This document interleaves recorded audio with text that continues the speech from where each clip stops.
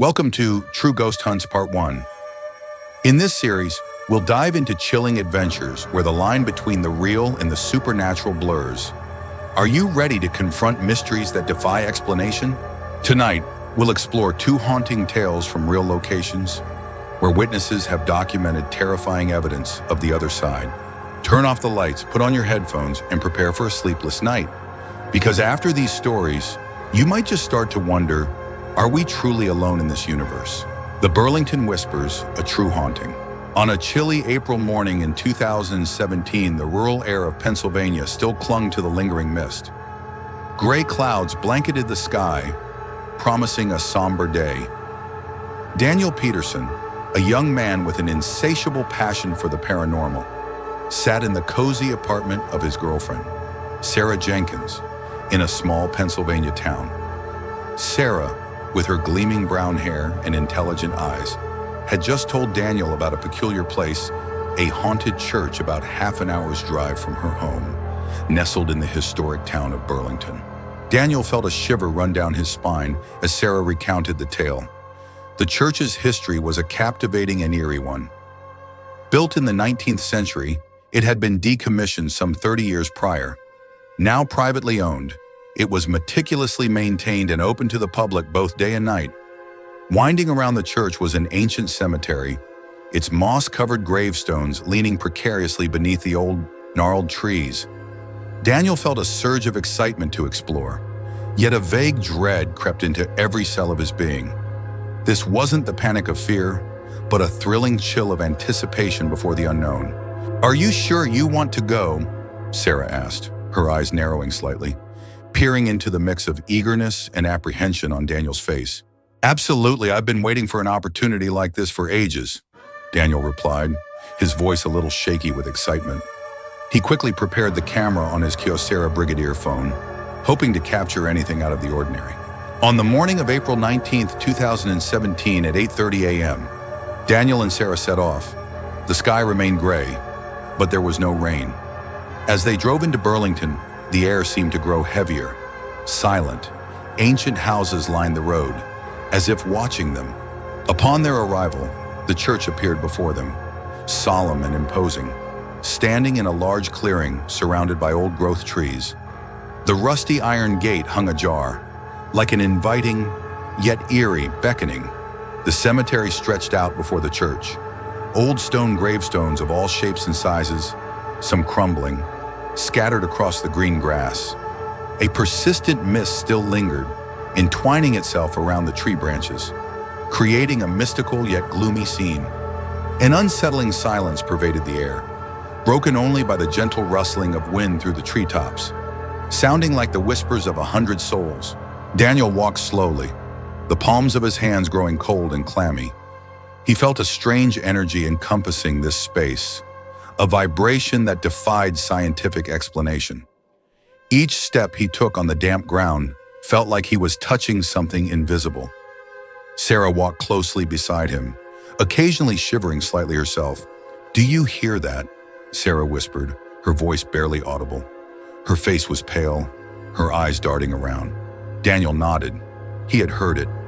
It wasn't a clear sound, but a vague echo, like someone softly calling his name from a great distance, or a prolonged sigh hidden within the wind.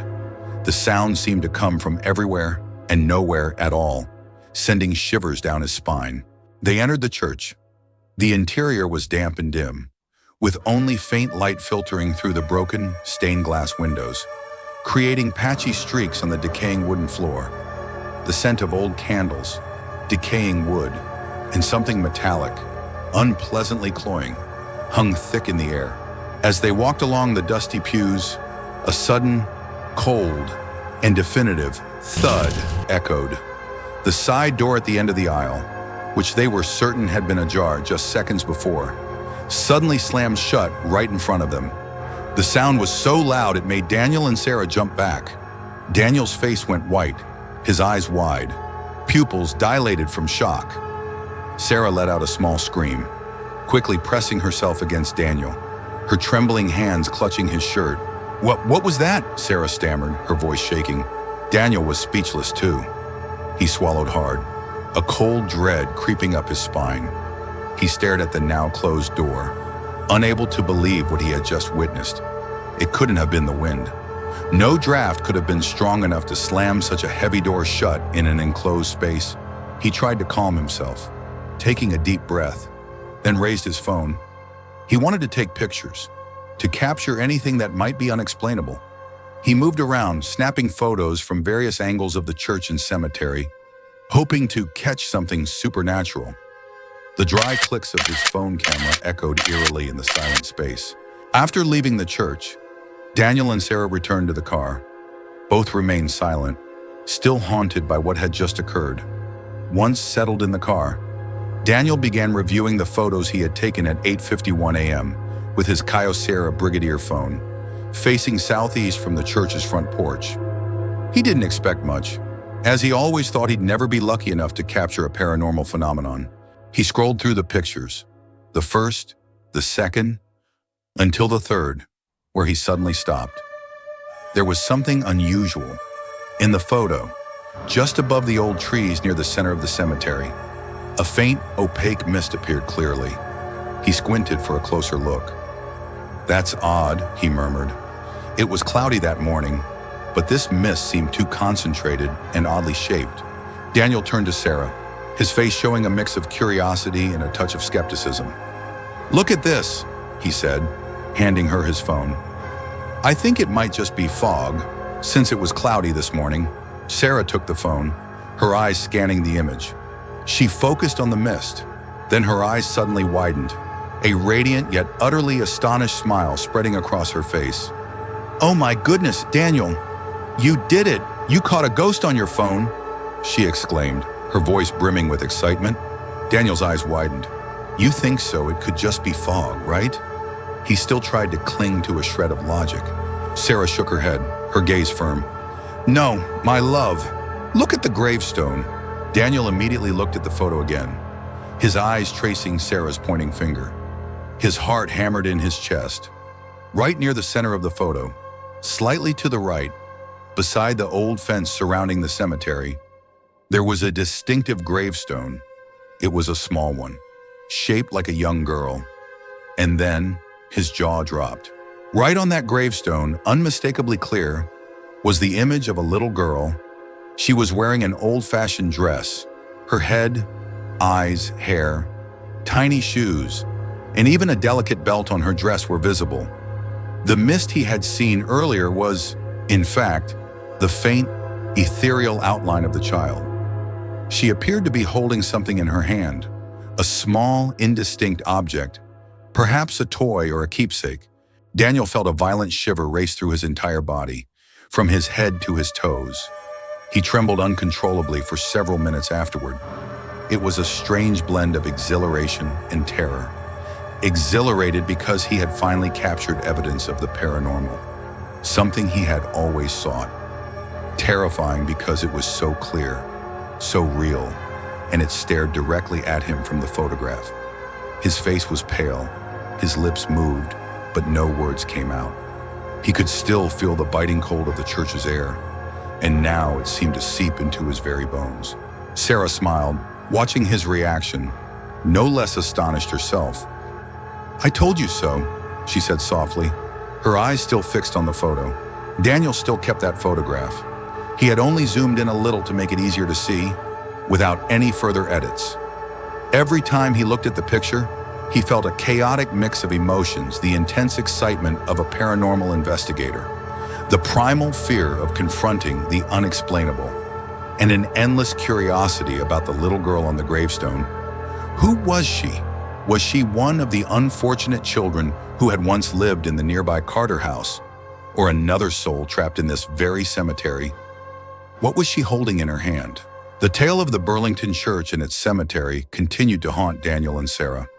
For Daniel, that photograph was not just evidence, but a door opening to a world he had only dared to dream of. But that door also brought with it unanswered questions, lurking fears, and a profound sense that the world they lived in held more mysteries than they could ever imagine. He still wondered, "What do you think of this photo?" That question wasn't just for Sarah or others. but a question he frequently asked himself every time he looked into the lifeless eyes of the little girl in the mist on the gravestone. Whispers from Crosbie Kirkyard, A Night Among the Nameless. The chill of an autumn evening, particularly on Halloween, seemed to invigorate Caleb Thorne in a way no glittering Hollywood costume party ever could. While others sought glamour and manufactured thrills, Caleb, along with his occasional companions, a rotating cast of friends eager for a taste of the spectral, preferred the raw, unadulterated excitement of a genuine ghost hunt. His usual arsenal was humble: a sturdy flashlight, a reliable digital camera, an old voice recorder, and perhaps most crucially, his own senses and judgment. Amateur hour by true ghost hunting standards. I know, he'd often muse, but you've got to start somewhere. The crisp air, carrying the faint scent of damp earth and decaying leaves, was the perfect backdrop for their nocturnal expeditions. Their latest venture, and arguably the most compelling, brought them to the ancient and somber grounds of Crosbie Kirkyard, nestled on the outskirts of Troon, Scotland. This place wasn't merely old, it was a living relic. The existing structure dated back to 1681, but whispers and archaeological hints suggested an even older church had stood there since the 1200s. They were treading on centuries of history, layers of forgotten lives. The kirkyard itself had been officially closed in 1868, its gates permanently locked, marking it as a timeless sentinel to the past. Local legends, often embellished by the passage of time, spoke of the church roof being ripped away by a furious storm on the very night Robert Burns, Scotland's beloved national poet, was born nearby. Caleb, ever the skeptic, dismissed this as poetic license, a convenient narrative flourish. Far more intriguing was an old poem by John Lang, which chillingly accused the kirkyard of being haunted by ghaists and spunkies, a Scots term for ghosts and strange, glowing lights. Caleb had done his research. This was a real place with a real, documented history of peculiar phenomena. A shiver of anticipation, cold and thrilling, always ran down his spine when he thought of those old verses. Accessing the kirkyard was an adventure in itself. While main roads lay nearby, the most direct path wound through a dense, whispering forest. The gates were undeniably locked, and the stone walls, thick with ivy and age, seemed insurmountable. Yet, a secret lay hidden for those persistent enough to seek at a precarious entry point where one could clamber onto the gnarled roots of a towering, ancient tree, using it as a natural ladder to scale a crumbling section of the wall. For young Caleb, the very act of being in a cemetery at night was an accomplishment in itself, a daring defiance of childhood fears. The hardest part, he often thought, was that initial step over the wall. You were never quite sure what awaited on the other side, what unseen eyes might be watching your trespass. He almost had to remind himself that somewhere within this hallowed ground lay the final resting place of a notorious figure, a former murderer named David Hamilton. Though local lore debated whether it was truly David or his brother who bore the guilt, a debate for another time, Caleb acknowledged the idea of a killer's restless spirit added another layer to the kirkyard's dark allure. Their initial photographs of the kirkyard were, on their own, quite unsettling, stark silhouettes of ancient trees and jagged ruins against a perpetually gray sky. The rough, metal gate of the cemetery looming like a maw. Nothing overtly supernatural, perhaps a few dust motes caught in the flash. It was a testament to the raw, inherent spookiness of the location itself. After taking their initial shots, Caleb, with a ritualistic earnestness, placed his voice recorder on a flat, weathered gravestone. "Let's give them some space," he'd announced, his voice a low murmur against the evening quiet. They then retreated from the kirkyard, hoping that absence would encourage a presence. Planning to return in half an hour to retrieve the device, the half-hour wait outside the kirkyard felt longer than anticipated. A strange mix of excited chatter and hushed anticipation among the small group of friends who had joined Caleb this particular evening. His usual companions, Maya Rodriguez and Liam Davies, were with him. Maya, always the pragmatist, had a furrow in her brow that suggested skepticism, while Liam, typically jovial, found himself unusually quiet. As the novelty of their adventure began to wane, they decided to re-enter. Inside, the moonlight, when it managed to pierce through the persistent cloud cover, cast elongated, dancing shadows that seemed to writhe with a life of their own. The air grew colder, each breath visible as a faint plume. They found a toppled gravestone.